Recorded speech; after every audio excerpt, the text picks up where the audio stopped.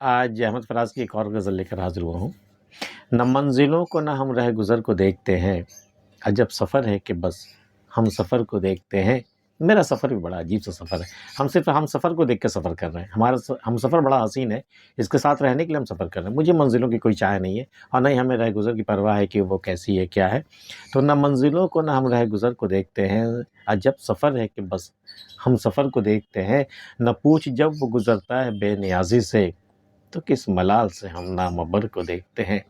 نامہ بر کا انتظار مجھے صبح سے ہی رہتا ہے کہ وہ پیغام لے کر کے آئے گا، اور جب بہت انتظار کے بعد جب وہ آتا ہے اور وہ بغیر مجھے کچھ دیے، کوئی پیغام دیے، وہ بے نیازی سے میرے پاس سے گزر جاتا ہے، تو نہ پوچھ جب وہ گزرتا ہے بے نیازی سے، تو کس ملال سے ہم نامہ بر کو دیکھتے ہیں۔ کس قدر ملال ہوتا ہے اس نامہ بر کو جاتے ہوئے دیکھ کر کے، جب میرے نام کوئی پیغام نہیں ہوتا ہے، تو کس ملال سے ہم نامہ بر کو دیکھتے ہیں۔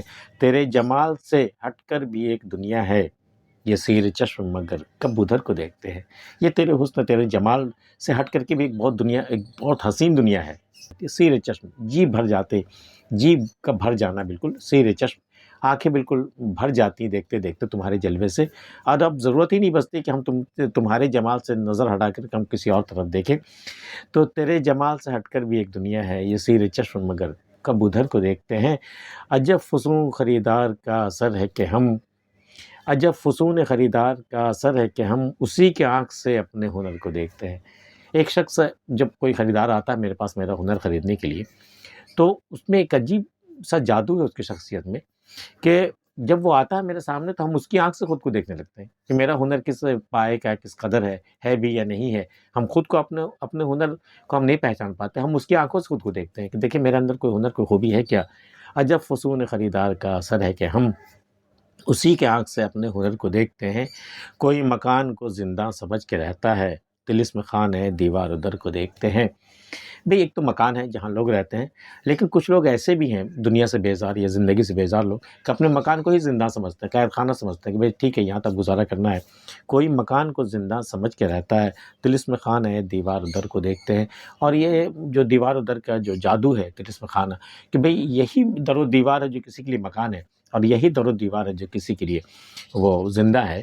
تو یہ عجیب جادو ہے در و دیوار میں۔ کوئی مکان کو زندہ سمجھ کے رہتا ہے، طلسم خوان ہے دیوار ادھر کو دیکھتے ہیں۔ فراز در خور سجدہ ہر آستانہ نہیں، ہم اپنے دل کے حوالے سے در کو دیکھتے ہیں۔ اے فراز، ہر آستانہ مطلب ہر چوکھٹ، ہر دروازہ جو سجدے کے لائق نہیں ہوتا، ہر دروازے میں صنم نہیں ہوتا، یا ہوتا بھی ہے تو وہ اس لائق نہیں ہوتا کہ اس کا آستانے پہ سجدہ کیا جائے۔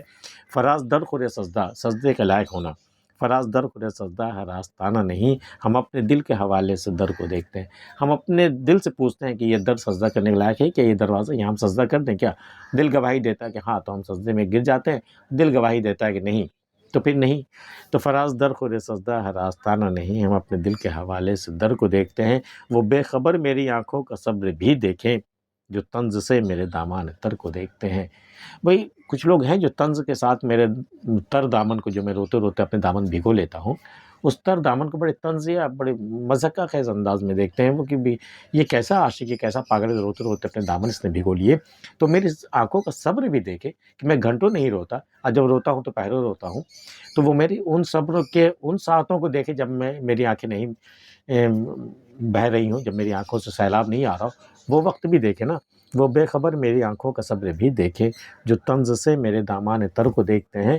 یہ جاں کنی کی گھڑی کیا ٹھہر گئی ہے کہ ہم کبھی قضا کو کبھی چار اگر کو دیکھتے ہیں۔ یہ جانکنی کا عالم مجھ پہ طاری ہے، یہ ٹھہر گئی ہے، لگتا ہے کہ جانکنی کا عالم تو گزر ہی نہیں رہا۔ کبھی ہم موت کو دیکھتے ہیں، کبھی چار اگر کو جو مجھے بچانے کے لیے آیا ہے، میری جان بچانے کے لیے آیا ہے، کبھی ہم اس کی طرف دیکھتے ہیں کہ کس کی کوشش کامیاب ہوگی، موت کامیاب ہو جائے گی یا میرا چار اگر کامیاب ہو جائے گا۔ یہ جانکنی کی گھڑی کیا ٹھہر گئی ہے کہ ہم کبھی قضا کو کبھی چار اگر کو دیکھتے ہیں۔ آج کی ویڈیو میں اتنا ہی۔ احمد فراز کی غزل آپ کو کیسی لگی ہمیں بتا سکتے ہیں۔ ملتے ہیں پھر کسی اگلی ویڈیو میں، تب تک کے لیے اللہ حافظ۔